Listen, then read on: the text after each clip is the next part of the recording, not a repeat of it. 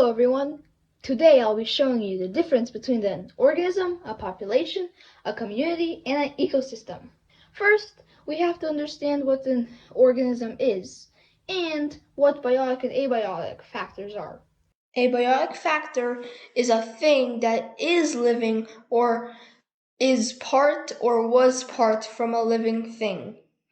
For example, animals, humans, all that stuff is biotic. Also, stuff like bones and tree stumps are also biotic because they came from a living thing. So if you need help remembering all of these, you can make up A mnemonic device that helps to remember. For example, my mnemonic device is owls and people consider eating biscuits. Or, one of my favorites, only people can eat biscuits. Abiotic factors are non-living, and they never were. For example, bones are not alive, but they are biotic because they came from a living thing. Now, abiotic factors are Rocks, soil, stuff like that, including even the sun, because they can't reproduce. Now that we have the basics of biotic and abiotic factors, we can now think about an organism.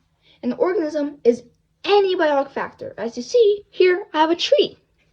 You could have an animal, or you could have a plant. So, an organism is a single living thing. Then you have a population, which is multiple of the same organisms. Then you have a community, which are all the biotic factors.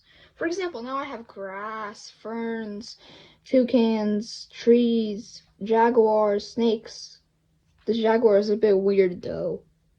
Now that we come into an ecosystem, we can include all the biotic and abiotic stuff. Here we have the sun, which is abiotic, temperature, which is abiotic, a tree that's biotic, a toucan, a vine, grass, they're all biotic. But when we come to the cloud, it's abiotic because it can't reproduce. You don't see baby clouds everywhere all around.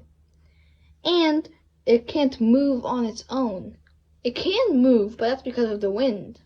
Also, the rain that comes from a cloud is also abiotic because water is abiotic. That's why we have the river here abiotic, because water is abiotic. And finally, the rock that's abiotic.